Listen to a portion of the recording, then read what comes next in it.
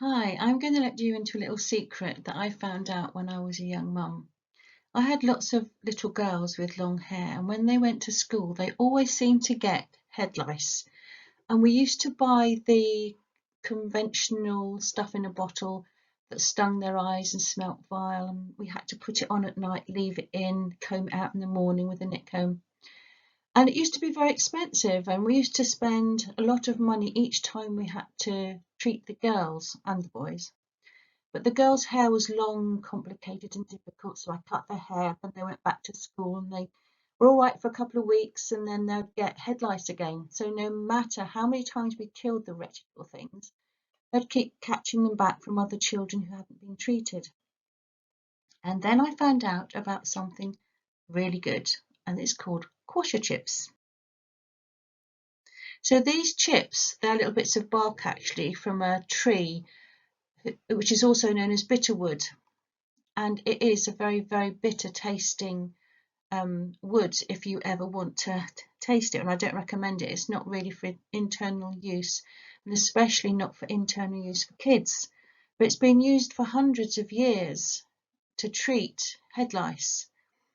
And what I liked about it was not only was it cheap, but I could make it myself, and it wasn't full of horrible synthetic chemicals that were made in a factory, and I didn't know what effect they'd have put on my kid's head repeatedly, month after month it seemed. So I bought these from a place called Queenswood. But at the end of the presentation, I've got a couple of places where you can get them from online. So to start with, you just need to weigh out 25 grams of quassia chips. It's not very much, and you don't have to be exact. I'm using my old Victorian type scales here, which aren't very accurate weighing. So if you have 30 grams, it doesn't matter, but just weigh out about 25 grams. And then you put them in 500 mils of hot water. Start the water off hot, chuck in the quassia chips and just leave them to soak. This is a really important part. It starts releasing the chemicals that are inside, the natural chemicals. And chemicals is a scary word, but in these plants it's not a synthetic chemical. It's quite a natural organic chemical. And if you can also leave them overnight, which is I find very convenient. I leave them overnight and just use them in the morning. Then you simmer them for 15 minutes. So it's not very labour intensive. After you take them, you use the water they've been soaking in, and then you pop them on the hot plate. Put a lid on. I've left it open here for the photo, but you put a lid on and then you just simmer them, bring them up to the boil and simmer for 15 minutes. Cool it down slightly so you don't burn yourself or don't crack any jugs.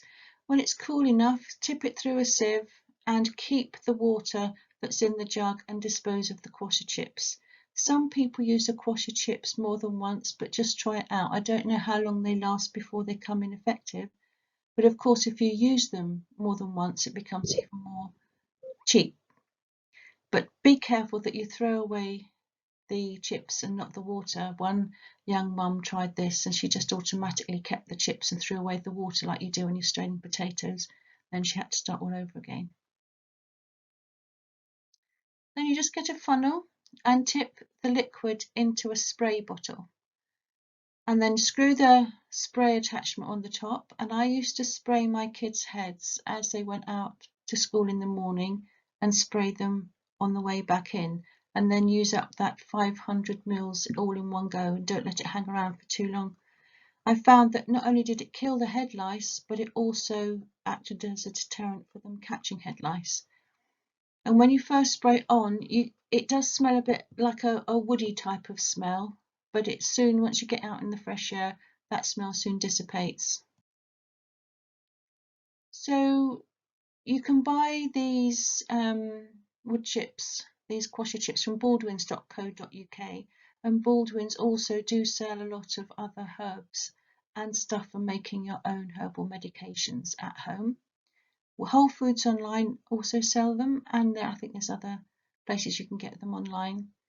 I use cheap spray bottles from Wilko and Flying Tiger, But once you've made these, keep them in the fridge because they don't have preservative in. Use them all up at once and make sure your kids don't drink it. Have fun.